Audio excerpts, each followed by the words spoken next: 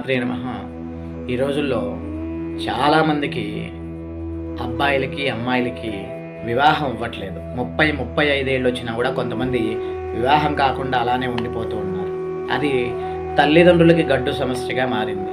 పిల్లవాడికి పెళ్ళవ్వలేదనో, లేదంటే అమ్మాయికి పెళ్ళవ్వలేదనో ఒక మానసిక దిగులుతో బాధపడుతూ ఉంటారు. మరి ఆ సమయంలో వివాహాన్ని ఎలా పొందాలి? ఎలా వివాహం జరుగుతుంది అంటే ఒక మార్గం ఉంది. అదేమిటి అంటే పత్నీం మనోరమాం దేవీం మనోవృత్తానుసారిణీం తారిణీం దుర్గ సంసార సాగరస్య కులోద్భవాం.